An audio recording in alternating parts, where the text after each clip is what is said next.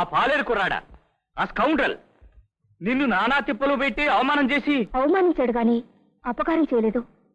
బుసకొట్టి భయపెట్టినా కాటేయకుండా వదిలేసిన మంచివాడు, మనసున్నవాడు. ఇవెన్నేళ్ళు? 5.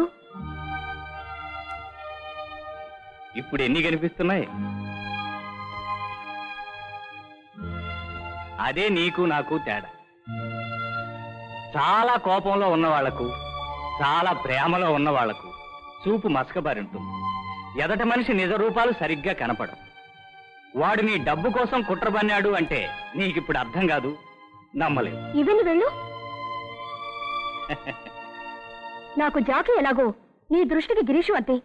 వాడికి డబ్బుంది కాబట్టి వలపనడని నీకు గట్టి నమ్మకం. వలబనడానికి వాడికేం కర్మ? వాడి దగ్గర బోలె డబ్బుంది. డబ్బు లేని జాకి ఏమన్నాడో తెలుసా? 2,000 ఇస్తాను, నా గుమ్మ ముందు నిలబడి సలాము కొట్టమని నేను అడిగితే 20,000 ఇస్తాను, నువ్వే ఆ పని చేయి అన్నాడు. అతను డబ్బు మనిషి అయితే అంత పొగరగా జవాబిస్తాడా? అదంతా నాటకం కావచ్చుగా. నాటకం వాడేది మీ గిరీషే. నేనెన్నిసార్లు చీకొట్టినా, ఉమ్మేసినా తుడుచుకు నవ్వేస్తాడు. నేను గడ్డి తినమంటే తినేస్తాడు. వాడే దొంగ, గజ దొంగ. అమ్మా, నీ జాకీ దొరబుద్ధులు రేపు ఈ ఇంటికి అల్లుడిగా వచ్చాక బయటపడతాయి. అతను మనింటికి అల్లుడిగా రాడు. తన్ని చేసుకుంటే నేను అతనింటికి కోడలుగా రావాలన్నాడు. పాలేరు పెళ్ళంగానే బతకాలన్నాడు. నేను సుఖపడాలంటే నా పెళ్లి నాకు నచ్చిన వాడితోనే జరగాలి, నువ్వు నమ్మే వాడితో కాదు.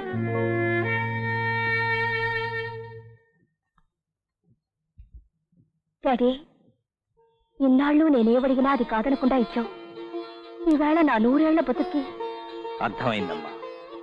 ఇన్నాళ్ళు ఇచ్చినవన్నీ ముద్దు కోసం ఇచ్చా. దీనికి మాత్రం సంతోషంగా సరే అంటున్నా. డాడీ.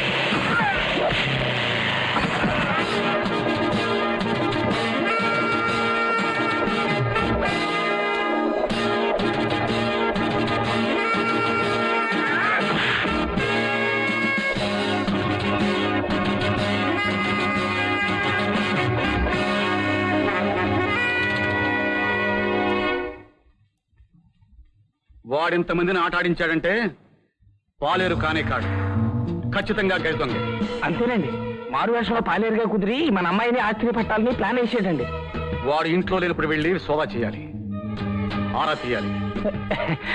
పిచ్చుక మీద బ్రహ్మాస్త్రంలా మీరెందుకులేండి, నేను పెడతాలేండి. వెళ్ళు మరి. పెడతాలేండి. అకౌంట్లో రాసుకో, పెళ్ళేమన్నాడు సెటిల్ చేస్తాను. మహాప్రసాదం.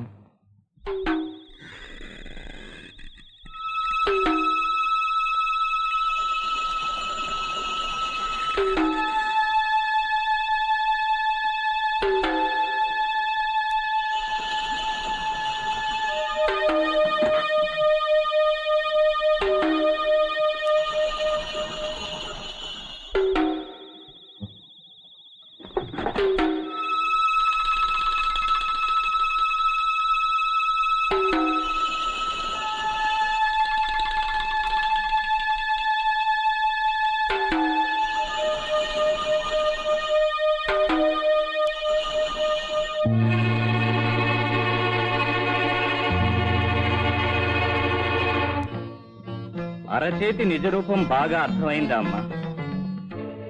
నేను తెచ్చిన పూలమాలను తీసి తాచుపామని విసిరి కొట్టావు.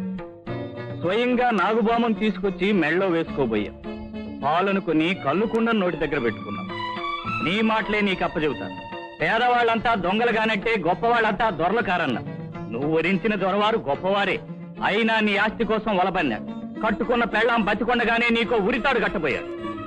నీ హీరో జాతకం కూడా నాకు తెలుసు. తాగుడు, అమ్మాయిలు, క్లబ్బులు, సకల గుణాభిరాముడు. మామయ్య ప్లీజ్ స్టాప్ ఇట్. మీరు జానకిని ఓదారుస్తున్నారా? ఈ వంక పెట్టి సాధిస్తున్నారా? ఇప్పుడు ఏం మించిపోయింది? పెళ్లి కాలేదు కదా. Jani forget it. జరిగిందంతా ఒక పీడకలని మర్చిపో. గిరీష్, ఇంకొక నిమిషం ఆలస్యం చేయకూడదు. మళ్ళీ ఆ వెధ వచ్చి గుమ్మంలో రచ్చ చేయకుండా అర్జెంటుగా మీ పెళ్లి జరిగిపోవాలి. వాడిని వాడి బాబుని నేను చెప్పు దెబ్బలు కొట్టాలి. జానకి తీరు మార్చుకో. గిరీష్ రెడీగా. అరగంటలో పురోహితుడు వస్తాడు. మీరు దండలు మార్చుకోండి. తాలిబొట్లు, తలంబరాలు తర్వాత సంగతి. ఏం చెప్పు, దీనికి తిరిగిలేదు.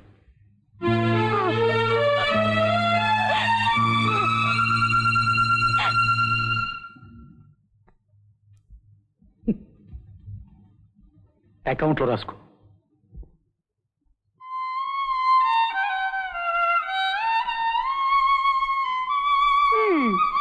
పెళ్లికి బ్రహ్మాండమైన 1,00,000 రూపాయల చీర కట్టాల్సిన అమ్మాయి గారు వాడిన పాత చీర కట్టడమా? కర్మ కాకపోతే పోన్లే, పాత చీరే గాని పాత మూడు దాపరించలేదు.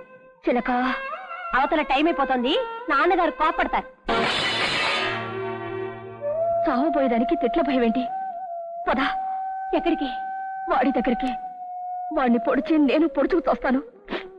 కింద నాన్నగారు ఉన్నారు. పెరట కూడా దూకి వెళ్తాను. వస్తేరా, నీ ఇష్టం. అమ్మగారు, అమ్మాయి గారు, అట్టేనా? ఆ జాకీ కోసమేనా?